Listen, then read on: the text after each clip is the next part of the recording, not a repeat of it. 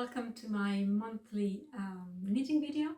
This is video number 4 already, and this is the end of September 2024.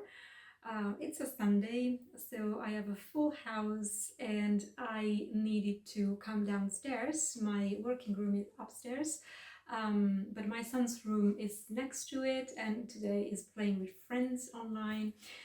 So if you hear voices like teenagers screaming while they're playing on their devices, no worries, everything's normal. It's just an ordinary Sunday in the family.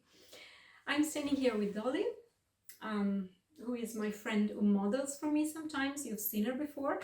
And today she is wearing one of my finished objects for this month.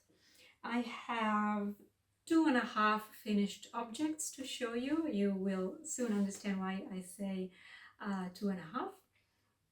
But first, this one. This is a vest that I knitted without a pattern, just because sometimes I like to improvise. I have improvised other things that I have shown you before. When I say improvise, I mean that I knit for myself. That's the first thing. So I know my measurements very well. I know how things fit on me very well. So it's not difficult to adjust as I go.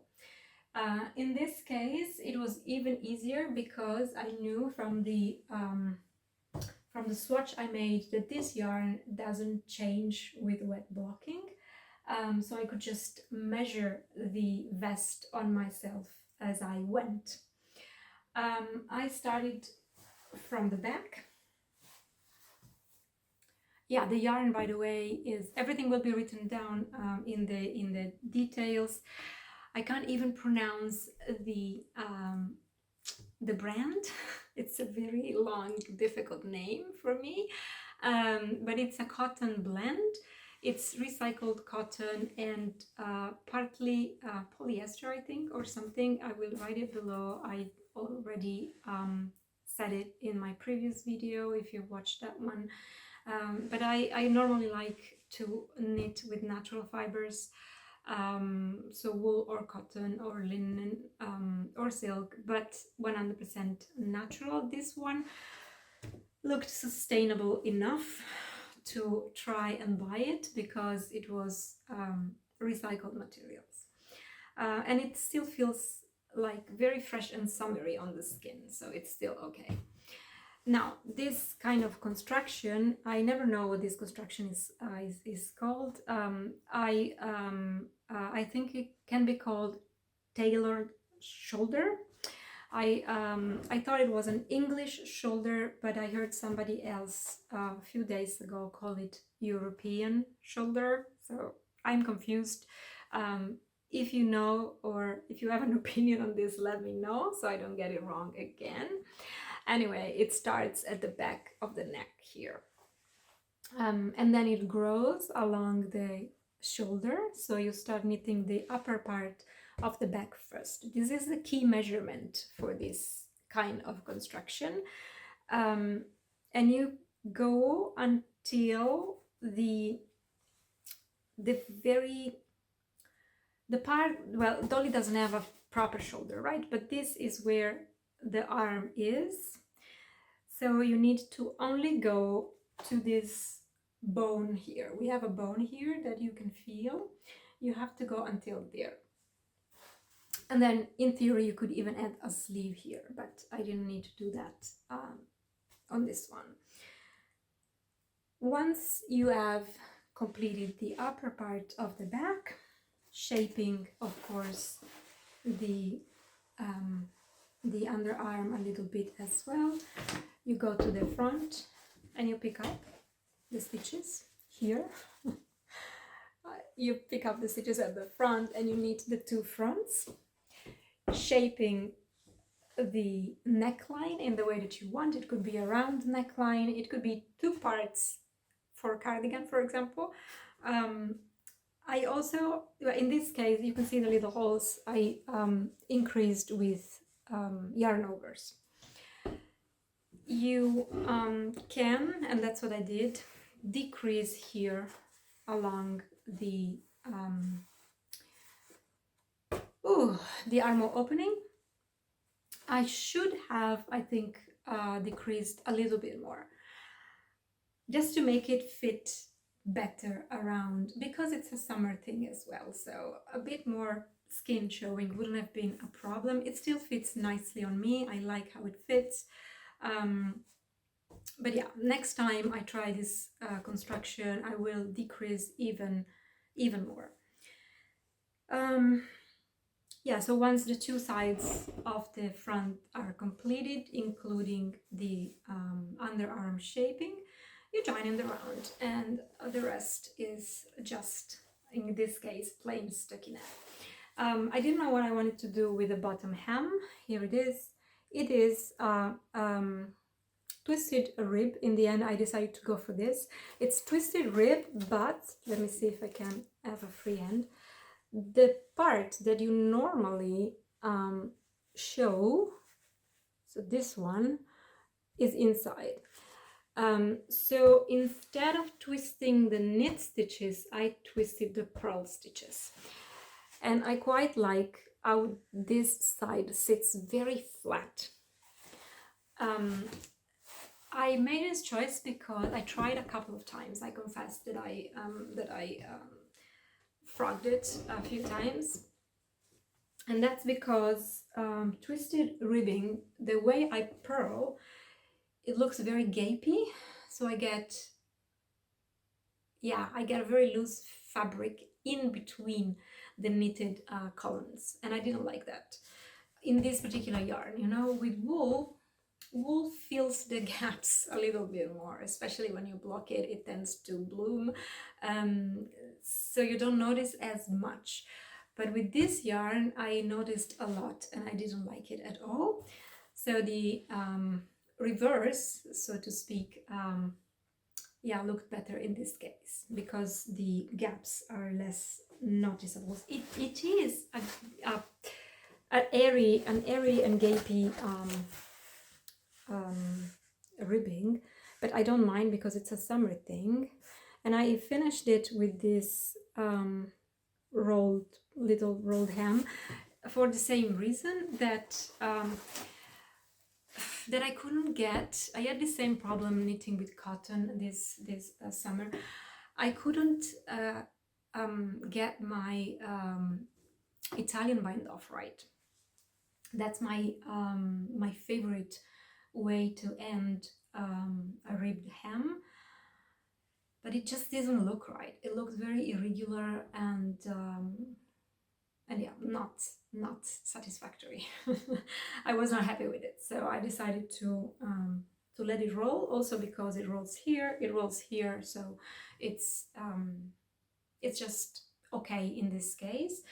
When you choose this construction, you have to be very careful because the back of the neck rolls down really a lot.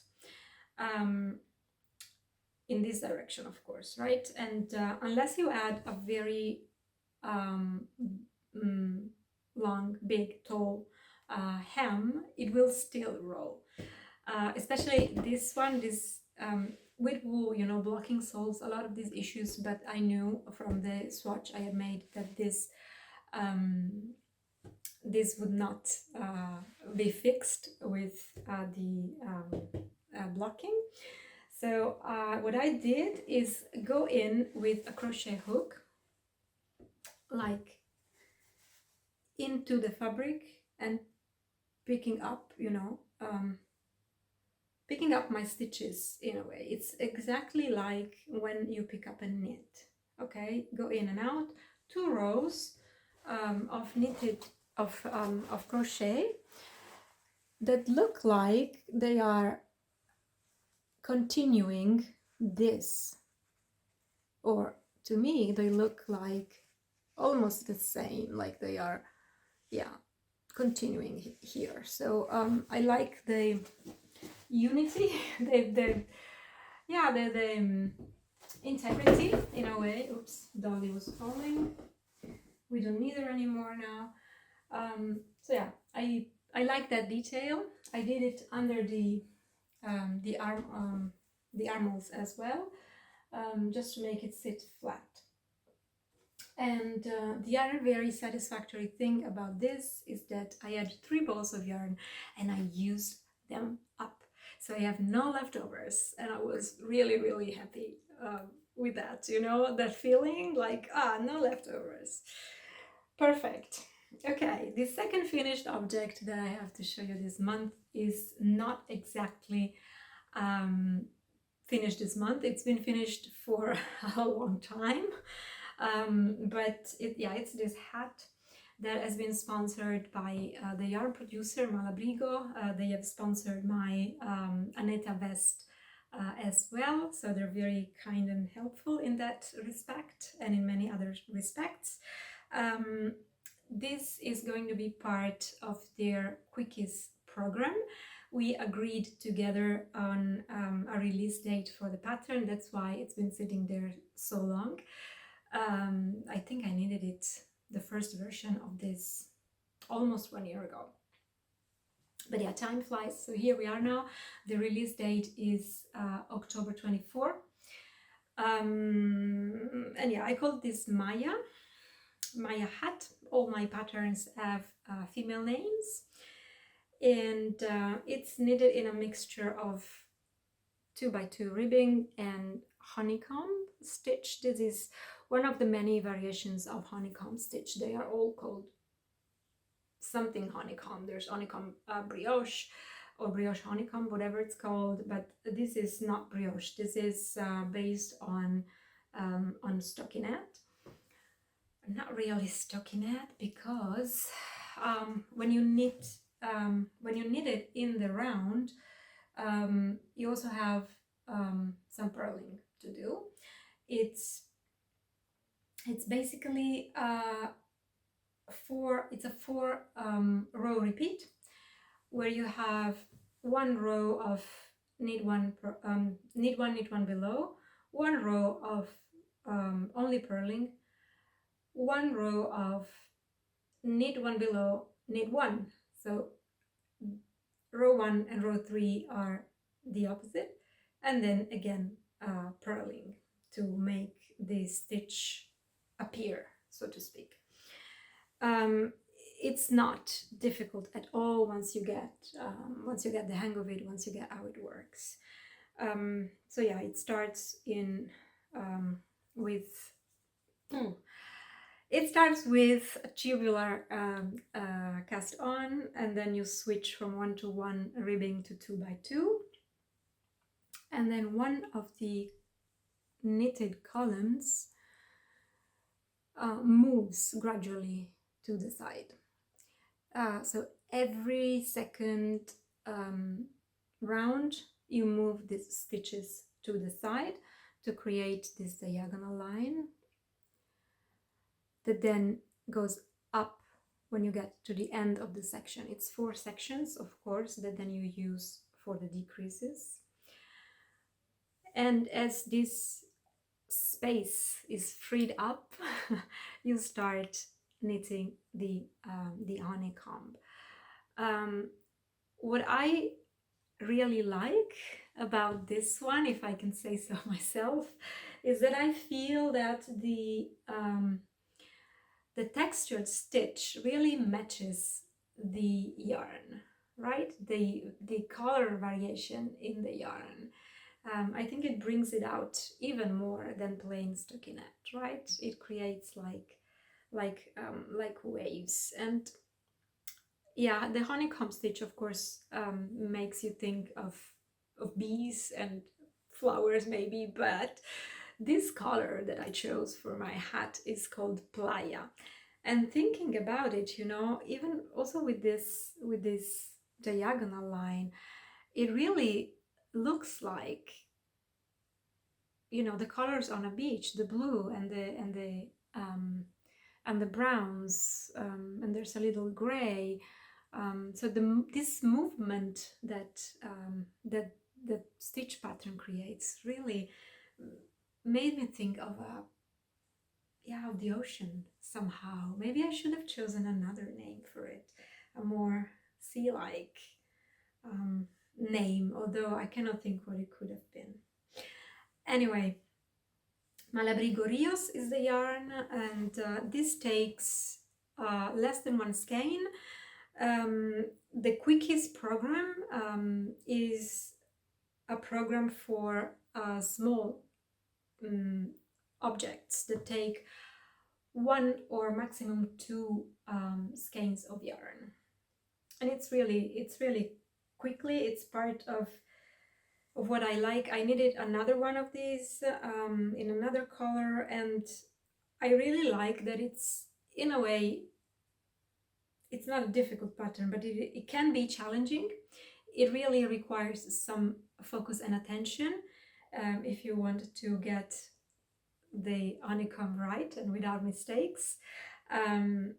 But it's so quick that it doesn't get boring or daunting, or, you know, if it was a full jumper size 3XL, maybe it would be a little too much, right?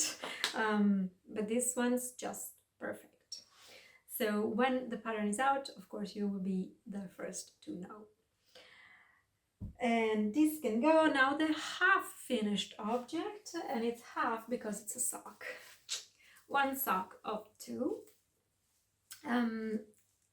This is also knitted without a pattern. I think I said before that sometimes I improvise. Well, I improvise everything really, but socks in particular. I have a secret recipe that I put together over time that, you know, fits my foot. I've knitted for other people in the family as well, but I mostly knit for myself. So yeah, I know where to measure. I know how wide, I know how long, and it's just kind of a mindless thing, right? It's so tiny. It's so addictive for me. You know, one little round after the other, it goes so quickly and so nicely. So I will show you where I got to on the other one. I only got to here. I think I told you in the previous video that I was thinking of buying the tiny, what are these called? Cable needles. The very short cable needles. But I was not sure if I wanted to buy them or not, and I decided that I like them. I really like to work with them. They are not difficult to hold as I thought they would be. They don't hurt my hands at all, which was my my biggest fear. These are number 3. I normally knit my socks on 2.5, but this yarn is slightly bigger than your normal sock yarn, and it's by Walk Collection. It's called Cottage Merino, and as you can see, maybe you can see it, it's very, very curly because I reclaimed it from a previous almost finished object that I aborted. I knew I would not wear it, so it wasn't worth finishing it 100%, but the yarn was too good to let go of.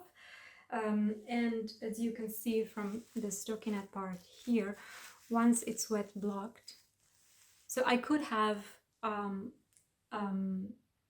soaked it before starting to knit, but I was too lazy, so I decided to just give it a go and see how it went. And yeah, it turned out still, you know, very well. It's smooth and regular, and I like it. And since I'm here, look at the stitch pattern. I will take it off. Then I will show you the blocker I was using, but in this way I can show you better, I think. Yeah, here it is. It's so one round is 3 pearls, 1 slipped, and the next round is all knitted, and of course the sole is all knitted. I thought in the beginning maybe it's a bit too much purling, but no, it wasn't too much. It turned out fine, and it keeps your mind busy but not too busy, because you're busy on one round, but then on the second round you just knit through, so it's fine. And I blocked it on my homemade, very homemade sock blocker. I confess that I wanted to buy a wooden one, a better one for the video, but then I thought, what the heck, I'm here to show what I do, and this is what I do. This is how I block all my socks, and it's plain cardboard wrapped in cling film, because otherwise the cardboard gets wet, right? The good thing is that when the cardboard starts to give in this way, you can just make a new one. And yeah, it's very handy, and I made it with a template. The template is this one. I downloaded it from the internet a long time ago, so I will try to find it again and put the link below in case you're interested. And the good thing is that it has many sizes. So I used a bigger size for my husband's socks. And yeah, it's very handy, I think. I mean, maybe you have a blocker for the socks that you knit at the most frequently, right? For your own size or for a member of the family. But imagine that, you know, once you have to knit a very tiny one, here you have a lot of sizes. So I really think whoever put this online did a great thing. So thank you, whoever you are. I will find out and write it below in case you need it. I also confess that I tried to cut out one in wood in my size, right? Because I use them for all my socks. So I thought it was worth trying to cut one out of plywood, but I failed at that. I really, yeah, it took very long, and yeah, it was full of splinters. It wasn't smooth enough. I had no idea how to make it smoother, so I thought it's not worth it. The day I want a better one, I would just buy it. But yeah, this is a good solution for the time being. So socks. I think I'm knitting these green socks in the train on my commute to work, and I go in 2 days. So I have a very short commute, so it means that I can knit maybe 5 rounds per day. So 5 rounds for 2 days is 10 rounds a week. It will take a while. It will take a while. I might consider knitting on them at home as well, because I want to show them next month as a finished and completed project. I also have another pair of socks that I can't wait to cast on. That's a great yarn that I think I showed you before, and I really want to start on those. So maybe I will try to speed up with these ones. Okay. I used the same yarn. So the thing I frogged was a stripy jumper.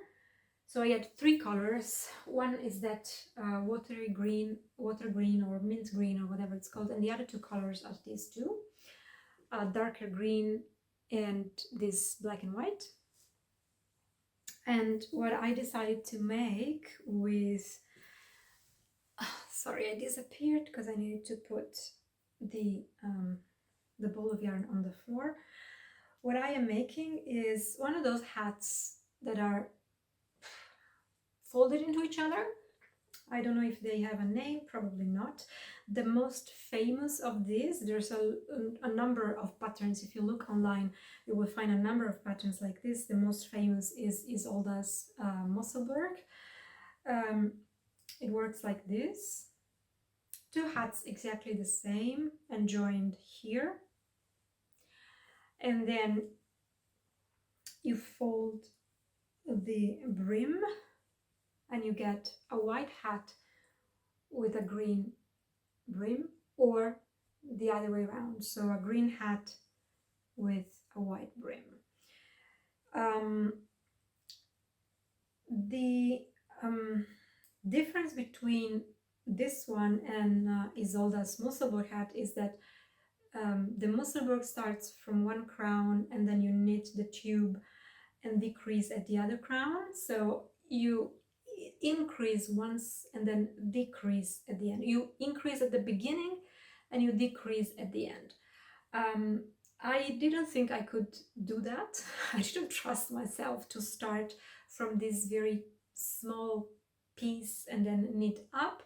And I was also afraid that the increases and the decreases didn't look the same.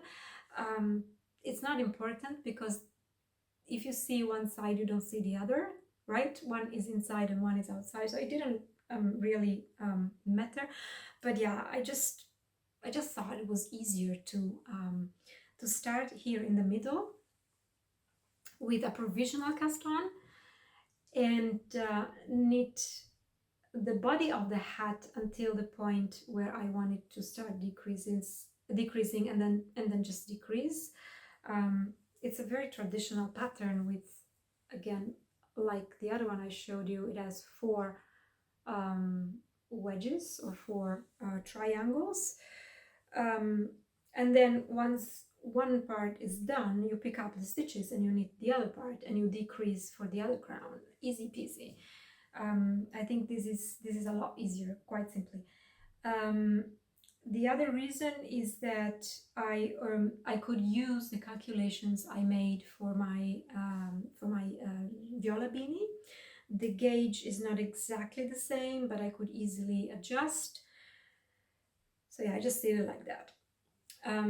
It's definitely going to be finished next month, so you will see it. It's a weird thing to knit because it's a very long tube. So yeah, it's great because it's just, I mean, apart from these 10 centimeters where you need to decrease, it's really only stockinette in the round. So it's a fantastic project for when you don't want to think about anything. I really recommend trying something like this if you need like to move your hands and not have to think about stuff. Yeah, the fabric I got here, the yarn is again Walk Collection, the same yarn as before, their Cottage Merino. The fabric is not super dense, so for hats I normally like a denser fabric because I want my hat to be warm. But it doesn't really matter because it's double folded and around the ears it's 4 layers of fabric because you're going to fold this inside, so this is 2, and when you fold the brim up like this it's 4 layers. So I think it's going to be a very warm hat, which I need here where I am. I am based in the Netherlands, so yeah, not the warmest European country. Sadly, something I didn't say is that I didn't get to wear this one outside. I've been wearing it inside the house because I wanted to get the feel of it. But when I finished it, it was suddenly cold. So yeah, I couldn't wear it so far. I think I could still wear it under a cardigan or a jacket. So I have to find something that that matches it. Maybe something black. We will see. I was quite sad that I couldn't show it to people outside. Anyway, we talked about a very easy peasy project that doesn't require much attention. And what I have next, my next work in progress, did require a lot of attention, and I think it will require a lot of attention to complete because it's the part I'm knitting now is a stockinette, but then it has a brioche part, and that is something that I have to look at. I cannot do it without looking. You know, I have to be very careful with brioche. I cannot fix mistakes, I confess. So yeah, I just wanted to get this right. It's this one. So someone else's pattern this time, Minimum by Lone Kjeldsen. I'm sorry if I'm mispronouncing the name. It's a mohair jacket that starts with a very interesting construction. I will try to show you. It doesn't look like a jumper at all at the moment. It's this thingy, right? How can this be a jumper in the long term? But it will be. I'm wearing this because this has a similar construction and a similar construction to something else that I'm showing you after. It starts from this rectangle with all the stripes that you see here. This is the back of the neck. You knit from the middle, so again with provisional cast on, and you knit one half of it, put it on a stitch holder, and you knit the second half of it, put it on a stitch holder that I have already removed because I went further from there. Then you cast on these stitches along the shoulder. This is the shoulder seam. It's going to be the shoulder seam. You pick up the stitches along the bottom of the rectangle here, all along, and then you cast on the other side here as well. So 2 shoulders and the back of the neck. And here I have knitted this first part of the back with short rows. I have knitted according to the pattern, of course. And once that is done and you put it on this stitch holder again, you pick up the stitches along one shoulder. This is the part I've gotten to so far. Pick up the stitches along the shoulder, so these stitches here, you pick them up, and then you pick up the side of the neck here that you have put on hold. So these and these are then knitted together, as you can see here. At the moment I'm knitting back and forth. I still have, I think, 2 or 3 rows to go on this side, and then I will do the same on the other side. And once the 2 sides are complete, so it is like this when it's, this is a shoulder seam. I'm trying to show it to you in a way that makes more sense, but at the moment it doesn't make any sense, honestly. But okay, once both fronts are complete, you also put on pick up stitches for the sleeve. So in the end you get to knit from here all the way around the front, around the shoulder, the back, the other arm, and the other part of the front, and you knit back and forth, but the whole circumference of the garment until here, and then you split for the sleeves, so you knit the whole body and then the sleeves. It seems confusing. It's not once you have read through the pattern like I have done. You see that I have highlighted things, I have made notes. Another good reason to do this, to read through your pattern before you start knitting, is that you can make decisions. For example, I have decided to cast on these stitches with a crochet hook, and that's because they become a lot more visible. Also, parts of this yarn, of course, are dark, and I really struggle to see very well when the yarn is too dark. So in this way, with a crochet hook, the stitches are a lot more visible and it was a lot easier to pick them up. The yarn is Silk Mohair by Kokon Bleu or Blue, Kokon Bleu. It's really, really soft and not itchy at all. Sometimes mohair can be a bit itchy. This is not. This is fantastic. It's very light. I love the fabric that I'm getting in terms of the transparency. What I am not sure of at the moment is that it's striped with very regular stripes here. Probably I have a number of stitches that made me get these stripes. So what I was hoping is this, a more irregular striping. I really like this part, so I hope it carries on like this. And this is going to be the back of the neck anyway, so not very visible. I do hope it doesn't stripe too regularly. I really, the way I imagined this cardigan when I bought this yarn for it was really this kind of color. Yes. Yeah, there's another thing about the gauge. Yeah, my gauge is 1 stitch less than what the pattern calls for in stockinette. My brioche gauge is correct, so once I get to that part I think I'll be fine.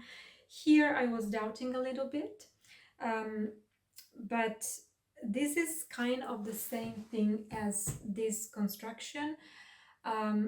Starting from the back, you know, the key measurement is of course this one, the shoulder to shoulder width, and unfortunately it's missing in the pattern, so the pattern doesn't specify what that measurement should be. You can of course calculate it, knowing how many stitches you will have based on the gauge. You can calculate it. I decided that I was happy with a slightly shorter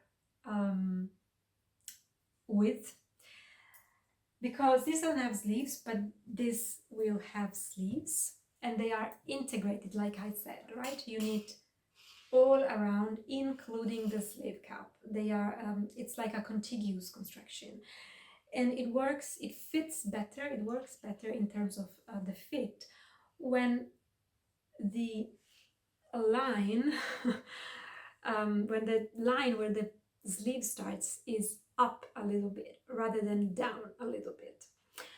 So with this number of stitches and this gauge,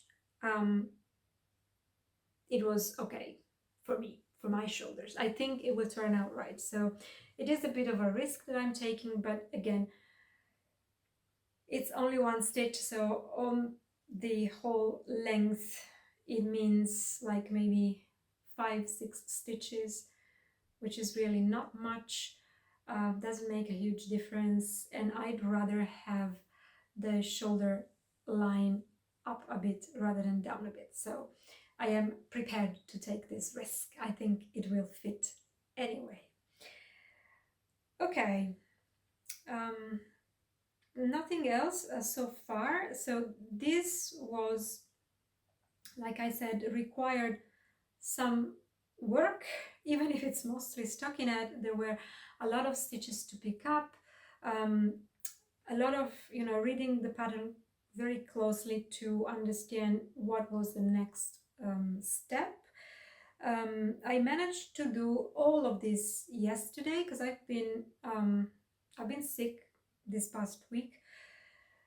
Not seriously sick, you know, just yeah, just a bit of like a seasonal thing, I think, and not so sick that I could avoid working, so I had to work. And the result of all of this was that yesterday I was really floored. Yesterday was Saturday, so I decided to really take it slow, like very slow, and just sit and knit for a bit.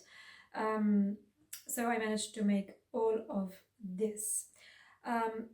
Speaking of the pattern, I have to say that sometimes it's not 100% precise. The English translation could be better in some parts, at least.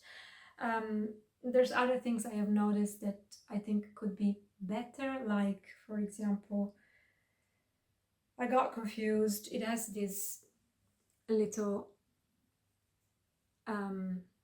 this is a 2-stitch I-cord, and this is 4 purl stitches, but when you get to this part here, what happens is that on this side, on the wrong side, you have to knit 6. So the 4 purl stitches plus the 2 selvage stitches, the 2 high cord stitches. And it says knit 2, knit 4, which for me would be knit 6. The first time I read it, I thought of a mistake. It's obviously because it's 2 parts of the hem, right? It's this 2 and then 4, and then you start knitting the rest of the piece. But to me, it kind of looked confusing. So this kind of thing. It's nothing major, and the pattern works very well. It's very well structured into steps. So these little things don't compromise it at all. It's just that because I write pattern myself now, maybe I notice it a little bit more than I would have before. But okay, more on that. It will not be finished next month. You will have to wait a little longer to see it finished, I think. But yeah, so far it looks like a lot of fun. So I'm happy that I started it. And I have something else that is not the same but similar. This is again an improvised thing, my own improvised thing, but it's constructed in the same way, not in the same way. This is a raglan, so it's different, but it still starts from here at the neck. And the reason why I'm wearing this is that this is the same. I started it here at the back, and then you knit one side to here, the other side to here, to the collarbone.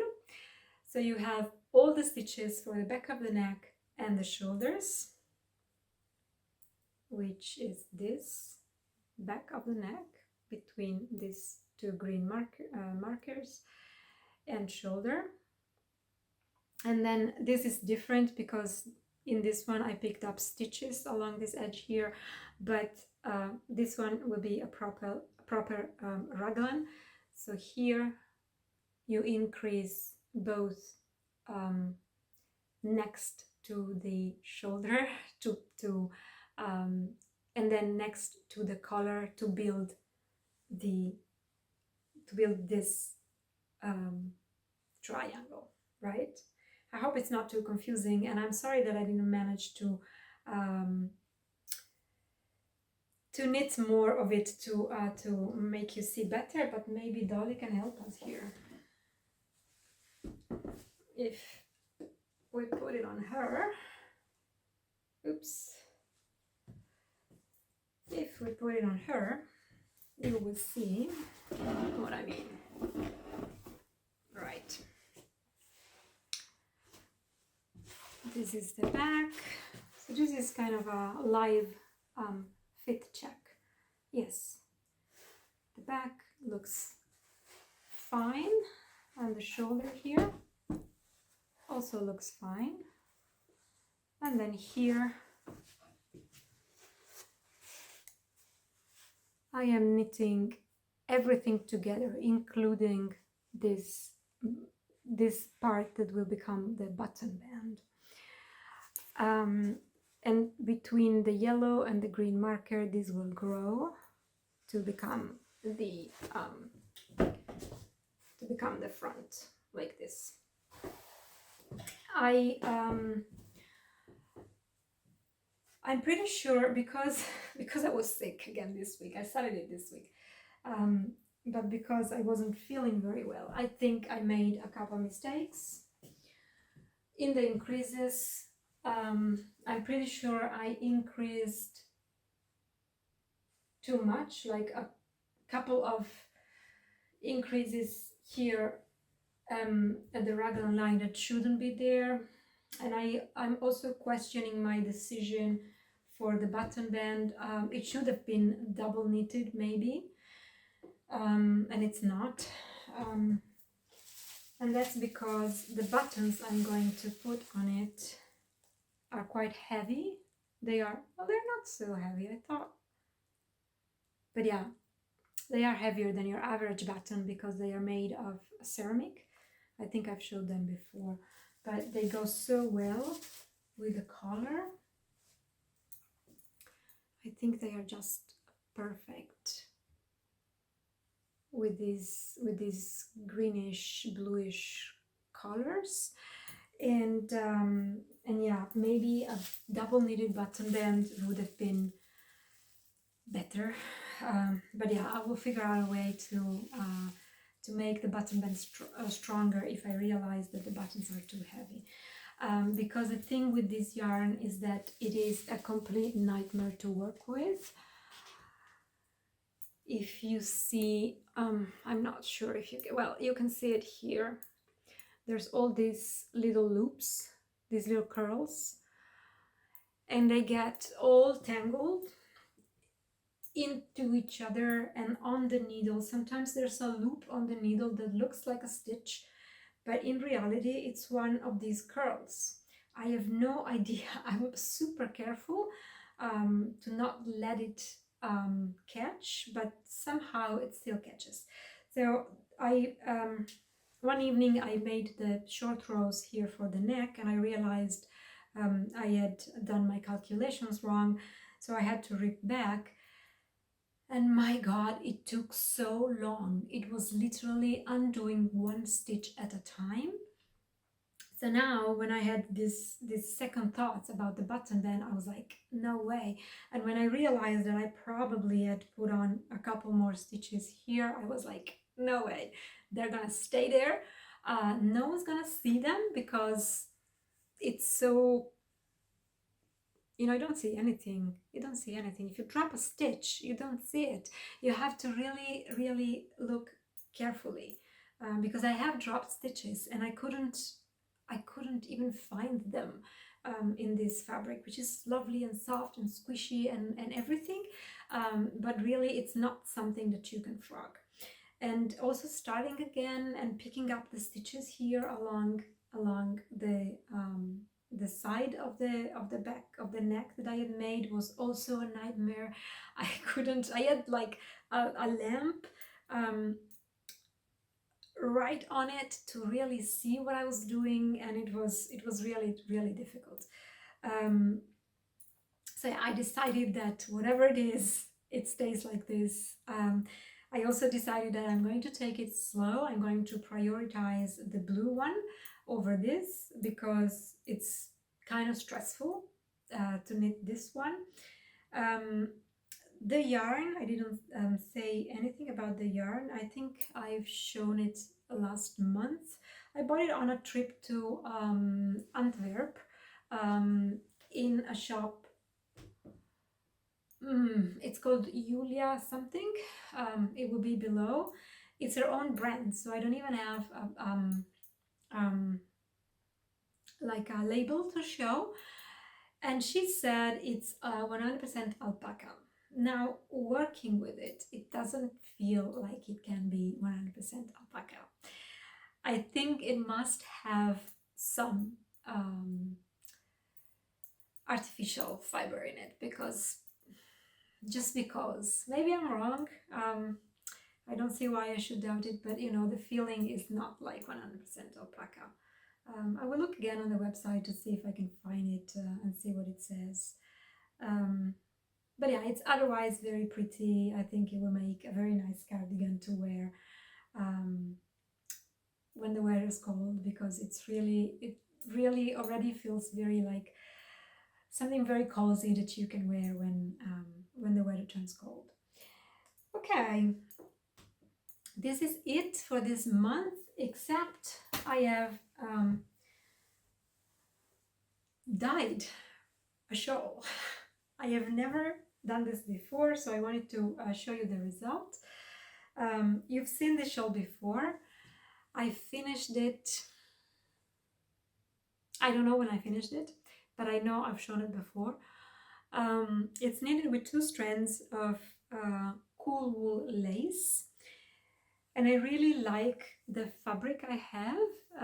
I knitted it with slightly larger needles than maybe I should have, but this means that I have a very gauzy and very light fabric that I think I will be able to wear even in the warmer season here, you know, when you just want to add a layer of something interesting. But yeah, you can already see what I'm going to tell you. Yeah, I thought the camera maybe wouldn't pick it up, but it does.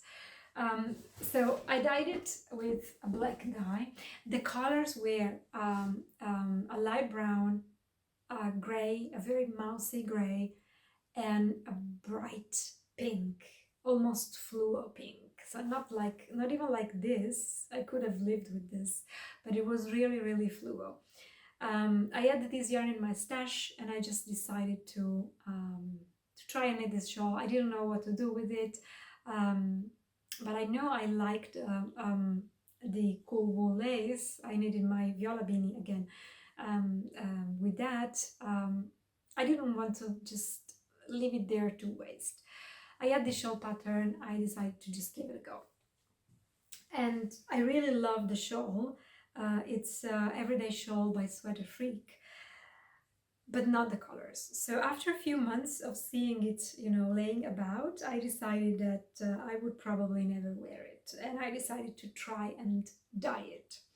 Something I have never done with wool. I have dyed a lot of cotton things or linen things, you know, when the black stuff, when it starts to fade, I just put it in the washing machine with the dye, and it's like new again.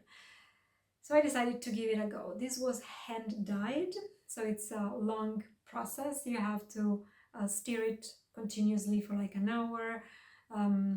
Yeah, it's a messy thing to do, but I thought it would be worth it if I could change the color of this.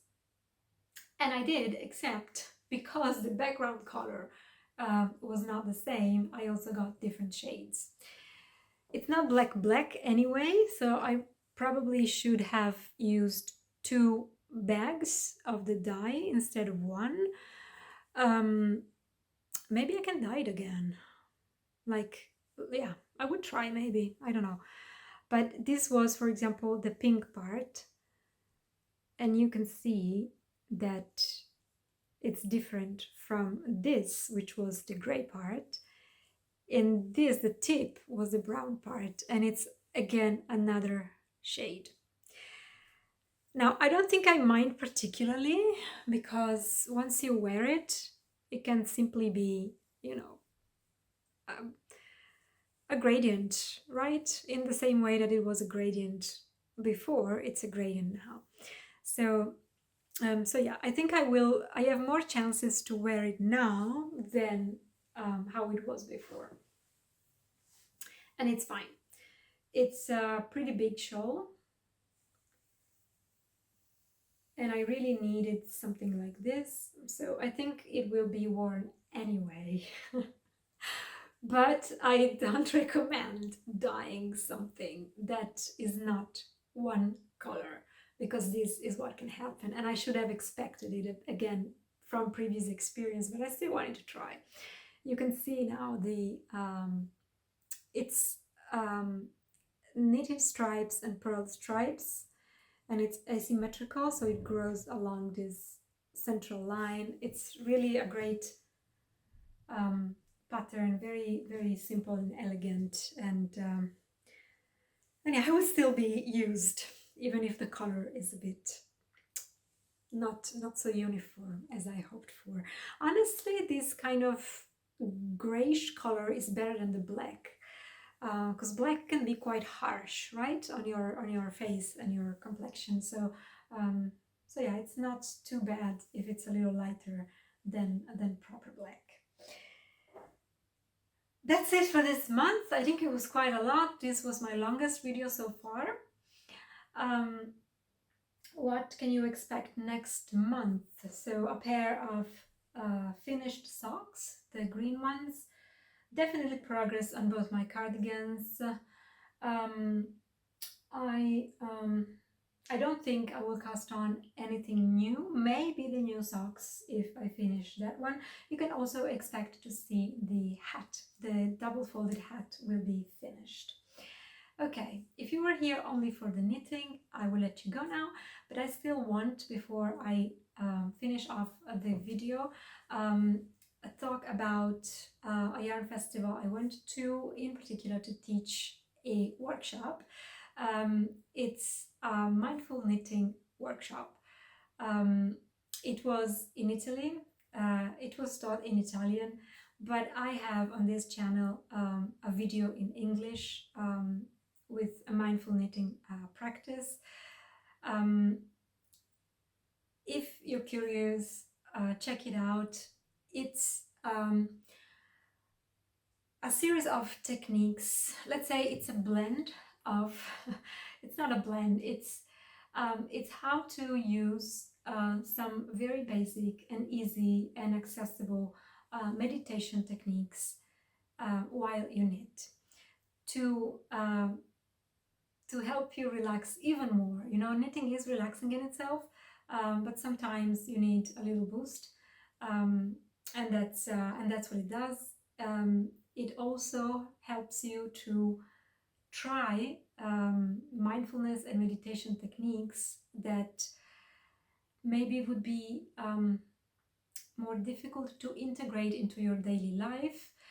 Knitting is something we do anyway, right? So it's easier to integrate the mindfulness into the knitting rather than start a mindfulness practice from scratch. It's not for everybody, it's difficult. That's why people do mindful walking, for example, because matching these kind of exercises with something that you like already makes it easier to build a habit.